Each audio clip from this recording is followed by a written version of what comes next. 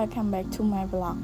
នេះគឺខ្ញុំទៅកប៉តវលងាយកប៉តឲ្យកែបណាគ្នាងើបតាំងពីម៉ោង3ភ្លឺដើម្បីរៀបចំឲ្យយើងចេញទៅណាទៅម៉ោង4ហើយទៅដល់កប៉តនឹងក៏អត់ទាន់ជាភ្លឺណាស់ណាដែរចូលចាក់សាំងហើយមិនតិចមកគឺទៅដល់ទីរំខានកប៉តនឹងតែម្ដងហើយខ្ញុំក៏ជិះឆ្វែទៅកាន់សេះសមុទ្រតែបានថតរូបទេគឺបាននឹងអង្គុយលេងមើលទឹកមើលព្រះសាហាវពេលទៅដល់នេះអាការ៉ូអ្នកនរគ្នាគឺម៉ោង7ព្រឹកតែម្ដងបន្ទាប់មកខ្ញុំក៏បានចូលទៅហូបអីខ្ញុំញ៉ាំកាទៀវហើយ boyfriend របស់ខ្ញុំក៏បានហូបបាយស្រូបបាយសាច់ជ្រូកតមកពួកខ្ញុំក៏ទៅកាន់ក្រាស់សាំងដើម្បីចូលផ្លាស់កៅអៅហើយខ្ញុំក៏រៀបចំខ្លួនតិចដើម្បីឡើងទៅភ្នំបូកគោជិះចេញពីក្រាស់សាំងតាមផ្លែតឯដល់ភ្នំបូកគោណាគ្នានេះច្បាស់គឺភ្នំបូកគោឡើងទៅភ្នំបូកគោហើយអាចមើលតាមនឹងបានណាគ្នា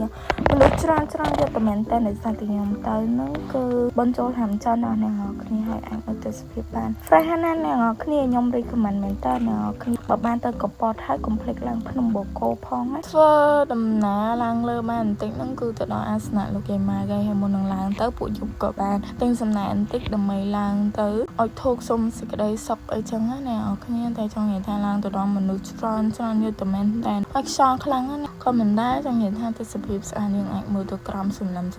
មានអាប់ក្រោយពីឲ្យធូកហើយពួកខ្ញុំក៏បានចុះទៅយកម៉ូតូហើយពួកយើងក៏ធ្វើដំណើរទៅកាន់បឹងលើភ្នំហើយធ្វើដំណើរប្រហែលជា10នាទីហ្នឹងគឺទៅកាន់ច្រកបឹងលើភ្នំអីមុននឹងទៅដល់បឹងលើភ្នំគឺខ្ញុំឈៀងចូលកន្លែងហ្នឹងខ្ញុំអត់ដឹងថាកន្លែងនឹងឈ្មោះអីទេក៏មិនតែស្អាតខ្លាំងណាស់អរគ្នាតមកគឺទៅដល់បឹងលើភ្នំទៅទំនប់ទឹកហ្នឹងស្ដាយខ្លាំងមែនតើអត់មានទឹកអូខ្ញុំសូសែតតែខ្ញុំក៏បានឈរមើលនៅនឹងមកសបកណាអរគ្នាអញមើលសាក់ខ្ញុំបានណាគឺថា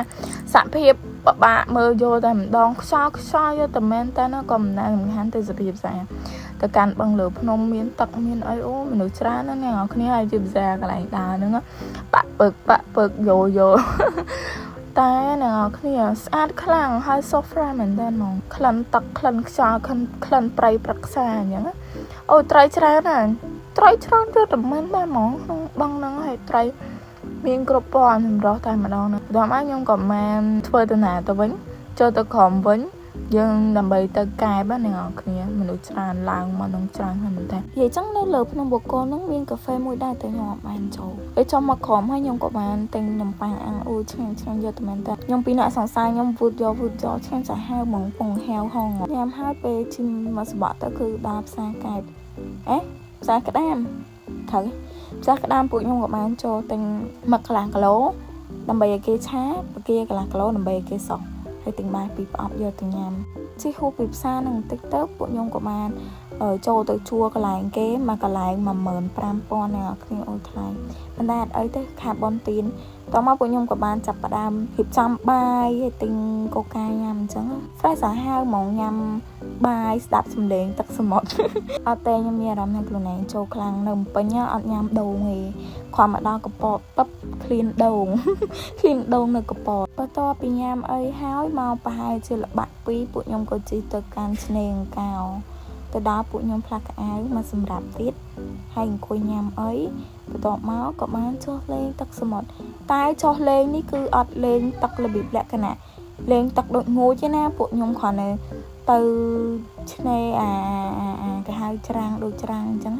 ទៅដើម្បីលេងទឹកឲ្យថាកុំឲ្យថាដល់កែបដល់សមុទ្រហើយអត់ចុះលេងទឹកអីអញ្ចឹងពួកខ្ញុំក៏បានលេងទឹកបន្តិចបន្តួចទៅហើយក៏ឡើងមកលើវិញដើម្បីញ៉ាំអីហើយអូក្តៅខ្លាំងតែមិនថ្មីទេឲ្យតែបាននៅចំនួនដែលខ្លួនឯងស្លាញ់ក្តៅខ្លាំងប៉ុណ្ណាក៏អត់អីដែរក៏ចង់លេងទៅខ្ញុំបានតែលេងអីបន្តិចបន្តួចទេហើយថតរូបថតអីបន្តិចបន្តួចថតវីដេអូចឹងដើម្បីអួតអ្នកនរគ្នាអញ្ចឹងណាខ្ញុំធ្វើដើរឡើងលើគោកកាន់ដៃសង្សារគាត់ដឹកអីចឹងទៅនៅឡើងដល់ម៉ោង5ប៉ុន្តែអត់មានសាន់សេតទេខ្ញុំក៏បានត្រឡប់មកកាន់ពេញវិញ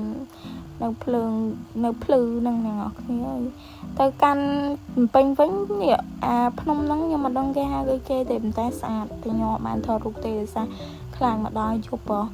ជិះតាមផ្លូវចិត្តដល់ពាក់កណ្ដាលផ្លូវក៏ចូលចាក់សាំងអីបន្តិចទៅហើយបន្តមកធ្វើដំណើរមករហូតដល់ម៉ោង8ជាងមកខ្ញុំមកដល់ពេញចឹងវីដេអូខ្ញុំមានតែប៉ុណ្្នឹងទេ